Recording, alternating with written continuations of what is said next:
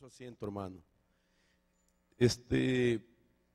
Quiero platicarles de un tema que el Señor pues puso en mi corazón y lo he titulado Ministrando liberación y sanidad a nuestras generaciones.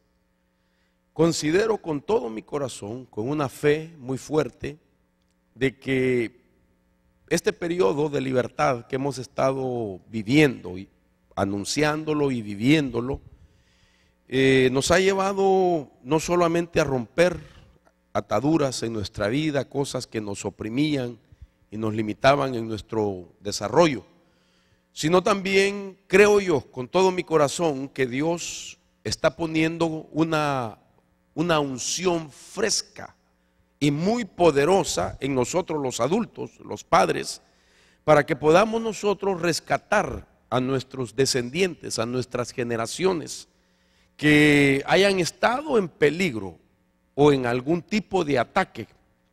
Usted sabe que si es cierto que Satanás sabe cómo entristecer el corazón de un padre, sin lugar a dudas lo sabe, y lo hace a través de atacar a los hijos de los creyentes. Él sabe cómo contristar el corazón de un padre atacándole a sus hijos. Él sabe cómo hacer llorar el corazón de un padre afectando a un hijo. Satanás lo sabe.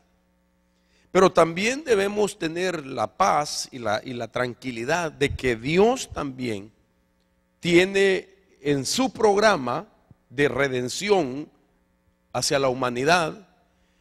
Dentro de ese programa se encuentra también, o está incluido, el que aquellos hijos de los hijos de Dios que han sido atacados o afectados, también ellos sean parte de esta tremenda libertad que Dios nos ha concedido. Entonces, uno de los temas más difíciles para mí, creo que también para mucha gente, es, hermano, conocer cómo es la administración y la liberación a los niños. Porque nosotros conocemos de alguna manera la liberación si la hemos vivido, ¿verdad? Si hemos tenido completamente nosotros ese proceso en el cual ha venido Dios restaurándonos y liberándonos, pues conocemos, de alguna forma conocemos cómo es la liberación del adulto, pero ponerse a liberar niños no es lo mismo, ¿me entiende? Entonces, por ejemplo, durante este tema, si Dios me lo permite, estaremos hablando esas posibilidades. ¿Cuáles son las posibilidades de el ataque que un niño sufre? ¿Por qué un niño sufre ataque? Entonces vamos a estudiar los factores de impacto en la vida de un infante. Vamos a ver las experiencias negativas antes y después del nacimiento, cómo puede afectarle también a un infante. Vamos a ver los ambientes de influencia en el que crece un infante y vamos a conocer cuál es la administración y la liberación de los niños. Y fíjese que en todo eso que he estado estudiando en la Biblia y pidiéndole a Dios el consejo, me he dado cuenta, y usted me ha oído predicarlo también por mucho tiempo, de que aún el estado emocional de una madre, hermano, mientras está embarazada, puede afectar a esa criatura, el estado emocional. Puede aún también la función o la participación de papá juega un rol en la libertad o en la vida oprimida y deprimida que viva un niño, y también la participación de mamá, que es lo que papá influencia con su participación y su mamá de igual manera con su participación, con esa conexión con sus propios hijos, qué rol juega favorable para que tenga un buen desarrollo. Entonces son muchas las cosas que yo quiero compartirle y le pido a Dios que me ayude por causa del tiempo. Pero quisiera entonces leer un pasaje para darle esa relevancia, esa importancia que tiene un tema que va enfocado hacia los hijos nuestros, basándome en la declaración que hizo el Señor Jesús, que es lo que le dio esa importancia, hermanos, y que nosotros debemos de considerar. Durante los días del ministerio del Señor Jesús, Él hizo varias veces referencia acerca de los niños. Dice el Evangelio de Lucas, en el capítulo 18, verso 15, es el pasaje base. Dice: también le presentaban los niños pequeños para que los tocase. Y los discípulos, al ver esto, les reprendían. Fíjense qué impresionante la mentalidad que se tenía acerca de los niños. Sin embargo, dice que se los llevaban para que los tocara. Y los discípulos no lo permitían. Verso 16: pero Jesús los llamó diciendo: dejad a los niños venir a mí y no les impidáis, porque de los tales es el reino de Dios. De cierto os digo que cualquiera que no reciba el reino de Dios como un niño, jamás entrará en él. Impresionante el principio que estableció, de que el reino de Dios es de los niños, de los tales es el reino de Dios. Y luego en esa declaración dice a los adultos que para poder recibir el reino de Dios hay que ser como un niño. Entonces, sin lugar a dudas, Jesús estaba hablando de un estado de inocencia. Y ese estado de inocencia va íntimamente ligado a la pureza. Un niño es inocente, mientras un niño es inocente, hay pureza. Mientras la inocencia es rota, es violada la inocencia, está en juego la pureza también. Pero entonces el Señor, cuando relaciona de que hay que ser como niño, aún nosotros como adultos, para entrar al reino, está el Señor llevándonos al pensamiento del principio cuando Adán y Eva vivían en el huerto del Edén antes de pecar. Y cuando ellos vivían antes del pecado en ese huerto, se vivía en un estado de inocencia consecuente de pureza, lo cual se perdió. Y ha sido ese todo el batallar de la humanidad para volver a conectarnos con esa realidad y ese estado. Ahora, fíjense qué interesante es el tema de los niños, y por eso quiero hablarlo a usted y quiero que le prestemos atención y podamos nosotros llegar a comprender la necesidad y la importancia de ser conscientes de que nuestros hijos sean plenamente libres, así como nosotros lo estamos siendo cada día. En la Biblia nosotros podemos destacar sí, ver cuáles son los temas más importantes. Claro, toda la Biblia, todo lo que la Biblia tiene es importante. Pero cuando hay temas o palabras que más se enfatizan, hay que prestarle atención porque eso requiere mayor comprensión. Por ejemplo, yo le hablé hace algunos días de ciertos números que más se mencionan en la Escritura. El 7 le dije a usted que es el número que más se menciona, y el que le sigue es el número 12, es el que más se menciona en la Biblia.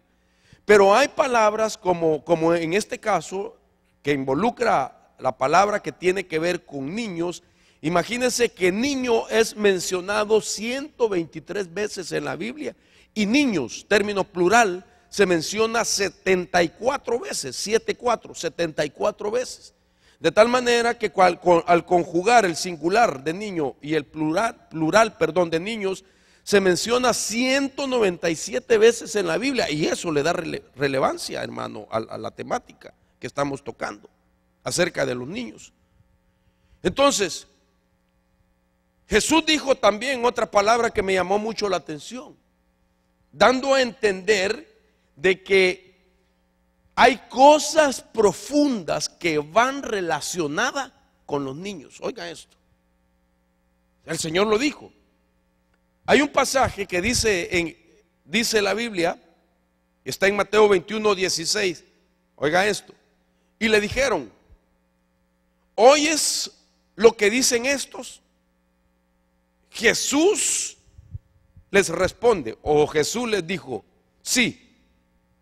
¿Nunca leíste que de la boca de los niños y de los que maman preparaste la alabanza. Oye, qué impresionante. Jesús le responde, eso es profundo, porque está diciendo, nunca has leído que de la boca de los niños y de los que maman preparaste la alabanza. Hay muchas cosas que podría mencionar. Entre ellas se dice que no importa el idioma que una criatura tenga o en qué país ha nacido, que las primeras palabras que empieza a balbucear un niño o hablar en cualquier idioma es Abba, Abba. Sea mexicano, sea salvadoreño, sea venezolano, sea chino, sea norteamericano. Parece que es nato en la creación humana que toda criatura en cierta etapa de su desarrollo, el bebé, las primeras palabras que balbucea es esa, Abba, Abba. Y esa es una palabra poderosa, porque la palabra Abba es una palabra, hermano, aramea, que quiere decir padre. Abba, padre, Abba, Abba. ¿Sabe qué quiere decir Abba? Papito lindo. Aunque el niño no lo esté diciendo directamente a su padre biológico, pero se lo está diciendo al Padre de su espíritu, que es el Dios creador, bendito sea su nombre. O sea que las primeras palabras que usted declaró, aunque no se acuerde, fue decir Abba, Abba, Abba. Y entonces ¿a quién le estaba diciendo a alguien papito lindo? ¿Me entiende? Y entonces por eso es que el Señor Jesús, entendido en esto, declara esa realidad y dice, nunca leíste que de la boca de los niños y de los que maman preparaste la alabanza. O sea, de que un niño está alabando a Dios. Tú dijiste algo un día bien interesante, recuerdo, que oíste a alguien, a un judío, ¿verdad?, decir de que la expresión más linda que puede concedérsele a un humano, especialmente a ellos, es declarar Abba. Es algo sublime decir Abba para un judío.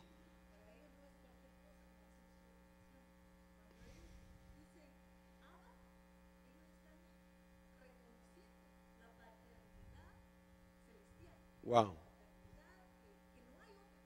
Que no hay otra como él. Están reconociendo la paternidad. Tal vez para nosotros no tenga ese impacto, o sea, especialmente si tenemos un prejuicio porque tuvimos algún padre que nos hizo pasar por un mal momento.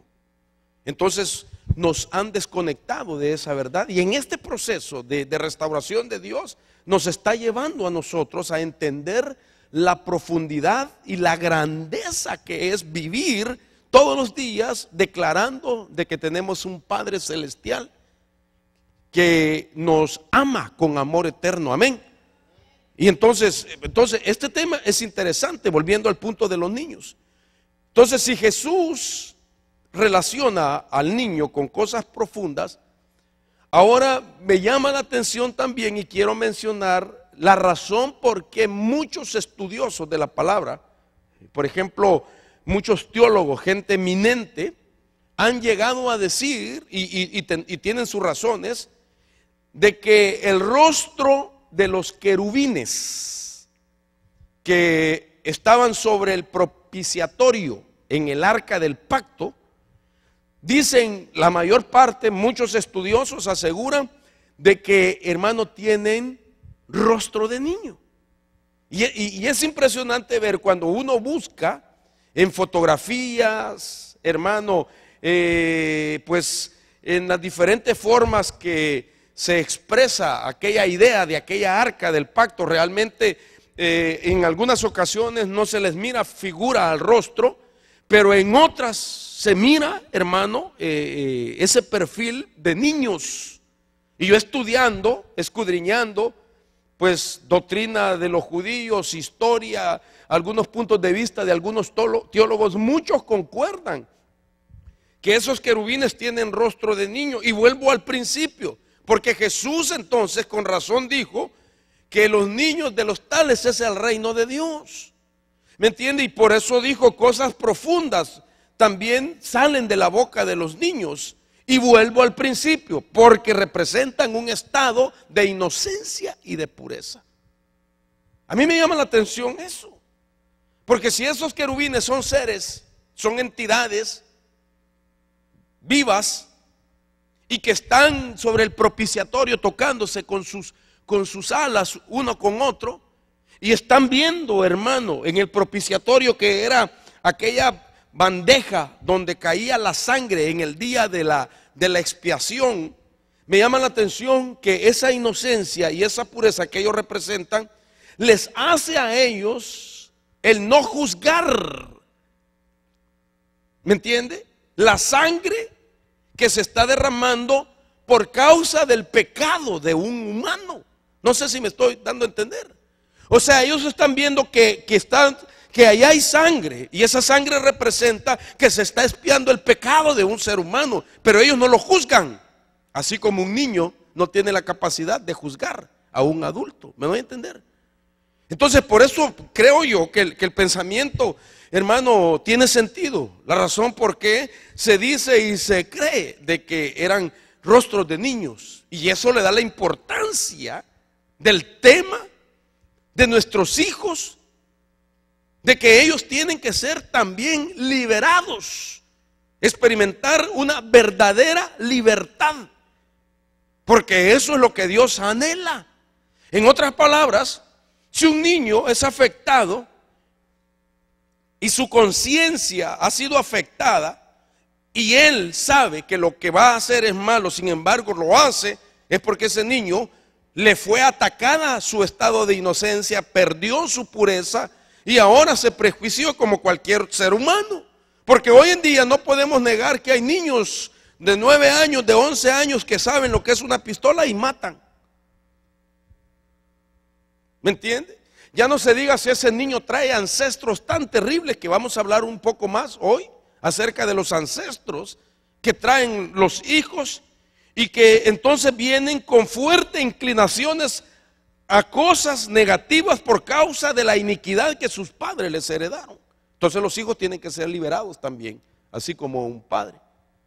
Y Dios quiere que nosotros, hermanos, como padres de familia, juguemos un papel importante en esa libertad. Yo no sé si usted está de acuerdo conmigo. Porque lo más grande que puede ver para nosotros como una oportunidad es de que seamos libres y que nuestra familia sea libre, también nuestros hijos, para que todos juntos nos podamos ir con el Señor. Ahora mire, hermano, ¿por qué yo creo que esto es importante? Porque la naturaleza de Dios, por ejemplo, Dios es orientado a la familia, eso no lo puedo negar. Entonces el tema del niño tiene mucha importancia. Dios es orientado, como parte de su naturaleza, Dios es orientado a la familia, y Dios es orientado a las generaciones. Dios es orientado al tema de la generación. Por ejemplo, cuando se habla o cuando menciono yo acerca de la familia, imagínense que en el antiguo pacto a los primeros que se les llamó hijo de Dios fueron a los ángeles. La palabra Baná Elohim, término hebreo, quiere decir hijos de Dios. Entonces a los ángeles fueron los primeros que se le llamó hijos de Dios. En la tierra, al primero que se le llamó hijo de Dios fue Adán. Adán, hijo de Dios. A Israel, en algunas porciones de la Biblia, aparece como hijo de Dios. Dios mismo se despoja de sí mismo y se humilla y viene a la tierra y se presenta como hijo de Dios. Jesús, hijo de Dios. Y nosotros ahora en Cristo somos hijos de Dios. ¿Aló?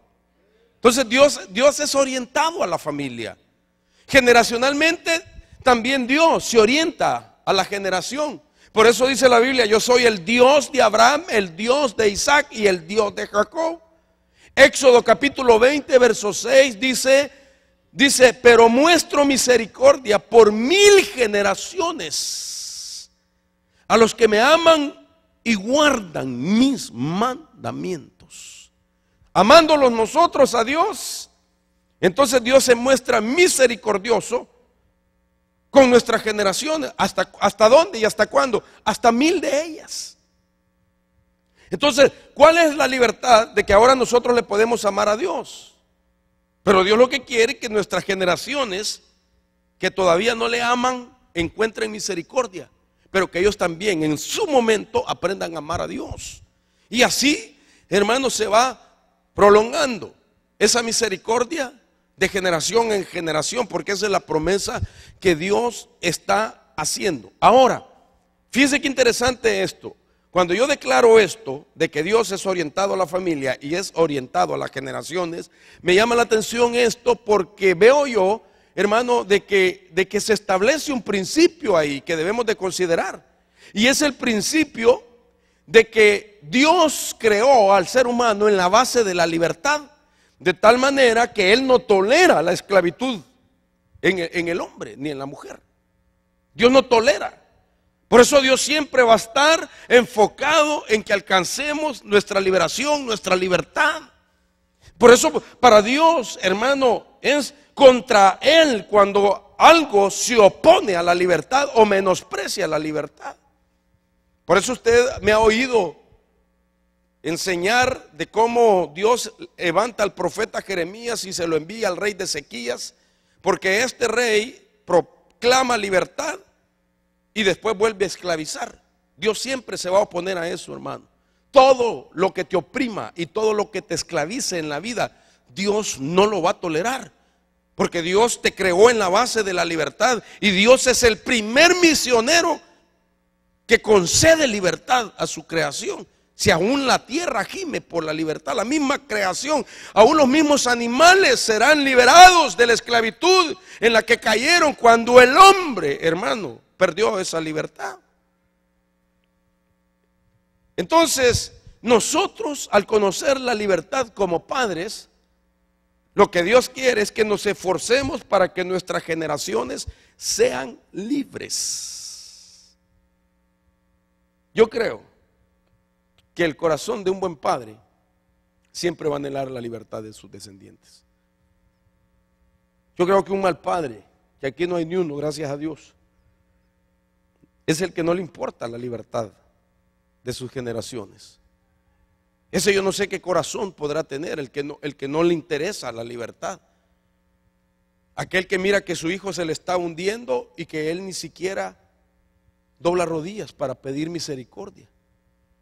Aquel que mira que sus descendientes se están perdiendo y que no pide a alguien, hermano, ayúdenme a orar, a gemir por un hijo que está en las drogas, en el alcohol. Yo creo que ese padre no puede pedir la libertad para sus hijos porque él está más esclavo que sus propios hijos. Pero uno que ha conocido la libertad, aló, ese va a querer compartirla con sus descendientes, ¿no es cierto? Y usted es uno de ellos que ha conocido esa libertad, gracias a Dios.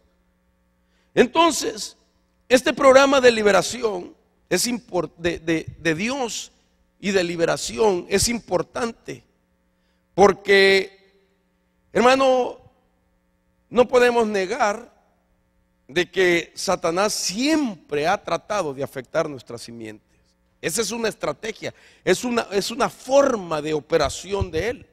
Nosotros lo vemos, hermano, en el libro de Éxodo, en la persona de Moisés.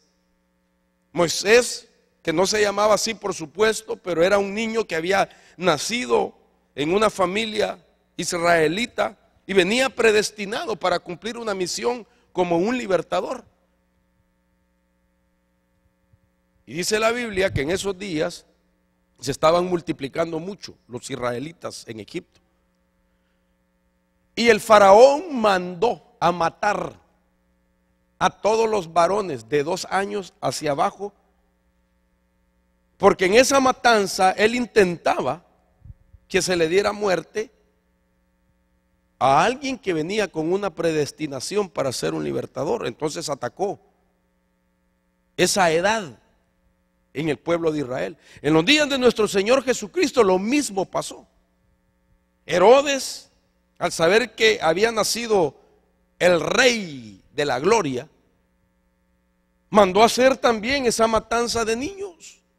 Entonces, eso significa, hermano, de que Satanás puede llegar a escoger sus víctimas desde esa etapa de la vida. O sea, de que escoge en la niñez, ataca en la niñez, hermano, porque a él le garantiza que si a temprana edad él puede dañar a una criatura, le asegura que esa criatura será un adulto con muchas batallas y muchas limitaciones.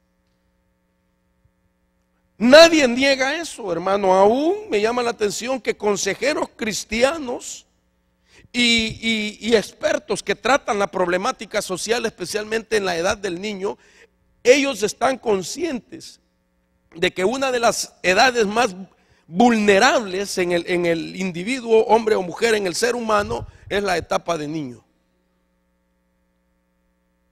Porque de temprana edad lo prejuicia para que su vida se desarrolle, no tenga la formación adecuada, se prive del conocimiento de muchas cosas, del enriquecimiento de muchas cosas. ¿Por qué? Porque mientras el niño está batallando con el trauma que ha vivido o que ha sufrido, entonces no va a haber una formación correcta en él. Y nosotros no podemos negar la importancia de desarrollar nuestra vida en todos los aspectos que Dios manda. Nosotros no podemos negar que usted y yo somos seres que vamos hacia una perfección, pero que esa perfección se alcanza a través de un desarrollo donde hay etapas de formación. Hermanos amados, es impresionante ver, oiga esto, hermano, de que aún dentro del vientre de una mujer esa formación es tan maravillosa que Dios la muestra. Y que en algún momento de la historia de la humanidad eso era todo un secreto. Hoy no es un secreto. Y nos impresiona tanto ver realmente, hermano, el origen de nosotros y la formación de nosotros. Hace algún tiempo, hace muchos años atrás, por ejemplo, en los años de David, era un secreto la formación de una criatura en el vientre de su madre. Hoy no. Pero nos causa impacto. La Biblia dice, en uno de los salmos que habla de esa formación en secreto, que es el Salmo 139, mientras lo leo, quiero que usted también preste atención a un video que habla de eso. Por ejemplo, dice el Salmo 139, 13, porque tú formaste mis entrañas, me entretejiste en el vientre de mi madre, dice. Imagínense ustedes que ese video nos habla de nuestro principio. Eso éramos nosotros en alguna etapa de nuestro desarrollo. Y luego aquello va tomando forma poco a poco. Esa es ya una persona, bueno, no una persona, pero una criatura en sus primeras semanas. Así empezamos todos. Y esto es lo que decía David: tú formaste mis entrañas, me entretejiste en el vientre de mi madre. Y él mismo expresa: maravillosas cosas has hecho conmigo. Y claro, ahí tiene sus diferentes descripciones de las cosas que se van formando, de cuánto pesa, del tamaño. Mire, a las 8 semanas cabe en la mano la criatura. Y así comenzó usted. La Biblia sigue diciendo, oiga esto, lo que dice el versículo 16 del Salmo 139, tus ojos vieron mi embrión. La palabra embrión es mi golem. Y la palabra golem significa masa sin forma. No es que es imperfecta, sino que sencillamente está en un proceso de perfección. Nosotros en alguna etapa fuimos golem, masa sin forma. Y el salmista lo declara tus ojos vieron mi Golem. Mientras estaba, dice, siendo entretejido en el vientre de mi madre. Y dice, tus ojos vieron mi embrión y en tu libro, ¿cuál libro? En el libro estaba escrito todo aquello que a su tiempo fue formado, sin faltar nada de ello. Además de eso, te dio los días que vas a vivir. Te dio los hijos que vas a tener. Realmente, hermanos amados, este es un tema muy importante. Porque a esa etapa, esa criatura ya tiene espíritu y tiene alma. Desde el primer momento que entra en la gestación y que comienza todo el proceso de la vida, aquella criatura ya es una vida. No es un producto, como se dice médicamente hablando. Ya es una criatura de Dios que va a tener necesidad, por supuesto, de ese proceso que se vaya desarrollando, pero que en esa etapa esa criatura necesita los mejores ambientes para que cuando salga a la vida física, hermano, pueda actuar como una persona con sus capacidades y sin ninguna limitación. Sin embargo, eso no es la realidad en muchos casos. Hay criaturas que desde esa etapa perciben el rechazo, que desde el ambiente externo del vientre de su madre se está pronunciando con respecto a la vida de él o de ella. Entonces este es un tema impresionante, hermanos, que debemos nosotros de prestar atención. Si esto es dentro del vientre, que para David era un secreto y para nosotros ya no lo es, porque ahora, como está la tecnología, podemos ver todo ese desarrollo. Hace algunos días yo vi un video de cómo se forma la cara, hermano. ¡Wow! Es impresionante. Cuando estamos apenas en ese proceso, hubiera visto la cara que usted tenía. Yo dije, qué horrible. Pero según el proceso se va formando y ya la carita. Y ahora imagínese usted, hermano, con ese rostro y ese físico, esa nariz griega que tiene, ese perfil griego que usted tiene, ¿verdad? Con esa su nariz de Mr. Magoo que tiene ahora, hermano, gloria a Dios. Y las hermanas, pues todos nos formamos así. Entonces quiere decir de que las etapas son importantes. Y Satanás, que el Señor lo reprenda, trata, hermano, de afectar ese proceso. Que la criatura, sin tener una memoria consciente, puede llegar a percibir desde el exterior esa información, esa administración de un adulto que lo está rechazando, al decir que ese hijo no lo quiero, ese hijo hay que abortarlo, ese no es mi hijo. Mira cómo solucionas el problema. Y aunque no tenga él una memoria consciente, su espíritu y su alma, que sí están ya en esa partecita tan diminuta del ser humano, ya tiene espíritu, ya tiene alma. Porque esa es la razón por qué Dios protege en secreto, ¿me entiende? La formación, porque ahí estaba su espíritu y ahí estaba su alma. Es decir, ahí Dios puso espíritu y puso alma en ese pedacito de carne. Ahora, la Biblia dice, en Apocalipsis capítulo 12 podemos ver una fotografía hablada de que Satanás siempre trata de anticiparse, de adelantarse y atacar a algo que está en formación. La Biblia dice, el dragón se puso de pie delante de la mujer que estaba por dar a luz a fin de devorar a su hijo en cuanto le hubiera dado a luz.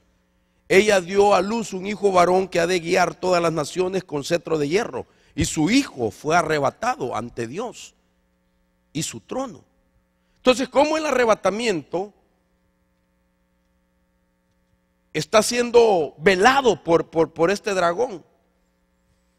Este pasaje bíblico tiene diferentes tiempos de interpretación. Representa a Eva en su momento como la madre de todos los vivientes. Representa a la iglesia que está dando a luz también. Representa a María que dio luz a Jesús. Pero representa en este tiempo al seno de la familia, donde Satanás está queriendo estorbar el proceso de formación de nuestros hijos, hermano, y que no debemos de permitirlo nosotros.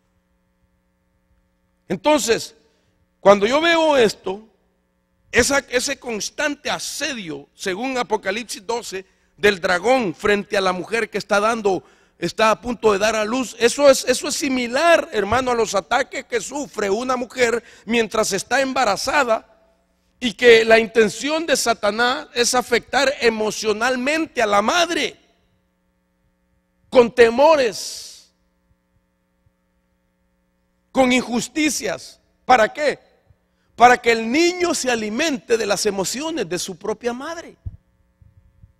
Porque el niño come emocionalmente. Hermano, hermana amada, según la condición emocional que usted vivió en su proceso de embarazo, eso, si fue bueno, gloria a Dios, pero si fue afectada sus emociones mientras estaba embarazada, de eso se alimentó la criatura que estaba en su vientre. Entonces, ahora usted entienda por qué muchas veces la queja de un padre: mi hijo es incontrolable, mi hijo es iracundo, mi hijo es rebelde, mi hijo es impaciente, mi hijo es así, y hermano, y la queja de papá. ¿Pero por qué? Porque emocionalmente fue alimentado con emociones afectadas en la mamá, de parte de Satanás, que motivó cualquier circunstancia alrededor. Hombres que maltratan a su mujer mientras está embarazada. Hombres que las dañan a través de palabras a la mujer mientras está embarazada. Y tantas cosas impresionantes, hermano. Fíjense que el niño capta todo eso como una esponja. Y cuando él nace, ya nace afectado emocionalmente. Yo leía que en el antiguo pacto, la mujer judía durante los primeros 5 meses de embarazo dejaba de hacer toda labor secular y todo tipo de oficio secular. Oiga esto, hermana, los primeros 5 meses para la mujer judía es dejar de hacer las cosas que está supuesta a hacer, y se dedica en los primeros 5 meses a cantarle a Jehová, a orar en voz alta a Dios y hablarle a su criatura. ¿Sabe para qué? Para que al niño se le forme la espiritualidad. Que una madre en esos primeros meses empiece a adorar al Rey de la Gloria, hermano, la criatura lo percibe. Que empiece, hermano, a orar: Padre, gracias por el hijo que me has dado, será tu siervo, y que le profetiza después a su hijo. Todo eso lo percibe la criatura, pero eso no sucede en nuestras culturas. Entonces nosotros, hermano, fuimos afectados, o la criatura fue afectada desde el vientre de su madre. ¿Y sabe por qué nosotros no lo hacemos? Porque desconocemos el valor y la influencia positiva y maravillosa que tiene el practicar eso.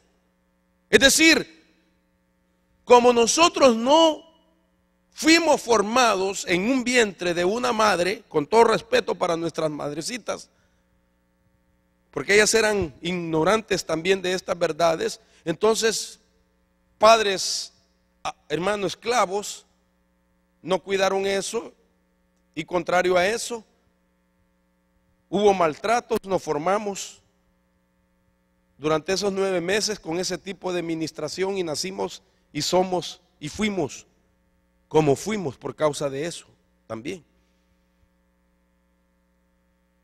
Y entonces se establece un ciclo negativo. Los hijos crecen, forman familias. El hijo viene de una cuna donde oyó insultos, golpes desde que estaba en el vientre. Cuando se casa, hace lo mismo con su mujer. Y su mujer no protesta, porque cree que es parte de su cultura. Y es normal, porque no sabe el daño que le están formando a esa criatura que está en gestación. Entonces ya al nacer ya venimos estorbados en nuestra formación. ¿Aló? Aunque hayamos nacido saludablemente, físicamente hablando, con todos los miembros, extremidades, nuestros órganos completos, gracias a Dios, pero emocionalmente, mentalmente, en personalidad, en identidad. Niños con timidez, por otro lado. Niños con inseguridad. Niños llenos de temor. Niños con conflicto mental. ¿Por qué? Porque su formación de alguna manera mientras estaba en el vientre fue alterada. Ahora, ya no se diga si desde ese principio se evitó o se trastocó la formación interior. Debemos de saber que ya nacidos estamos supuestos a tener una formación también exterior. Y me pregunto, ¿la tuvimos? Esto me llama la atención a mí, porque indagando yo los pasos de la formación de un niño, ya hablándolo en el sentido exterior, es decir, fuera del vientre de su madre. Imagínese usted, si fue afectada la criatura mientras estaba en el vientre de su madre, y ahora al nacer no tiene también el proceso que debe de tener, hermano, ¿qué ser humano fue formado? Yo encuentro en la Biblia que hay 8 etapas en el niño, y que estos son como patrones que nos sirven para que nosotros podamos entender el tipo de batallas que experimentan algunas personas a temprana edad, y que por esa razón Satanás trata de interrumpir eso. Hay 8 en hebreo, hay 8 etapas en hebreo y hay 5 en griego. En el Antiguo Testamento existe, según para el creyente del Antiguo Testamento, una formación que debemos de vivirla plenamente. Por ejemplo, déjeme ponerle esto. Estas 8 palabras es para identificar las diferentes etapas de la criatura. Son palabras hebreas que tienen su propio significado. Por ejemplo, la palabra Yeled significa recién nacido. La palabra Yanak se refiere a la criatura de pecho. Oled se refiere que deja de la leche y empieza a comer pan. Pero la cuarta etapa de esas 8 etapas se llama Gamul, y es la etapa donde pasa por lo que se llama destetado a los 2 años de edad. Hermanos, perdón hermana, no pretendo hacer sentir mal a nadie, pero hoy está tan moderno todo, ¿verdad? Que a los 8 días le quitaron el pecho a usted. Y eso afectó. ¿Me entiende? Se supone que los hijos a los 2 años, la mamá los separaba de su pecho. ¿Por qué? Porque durante los 2 años, mientras ella le daba pecho, le ministraba.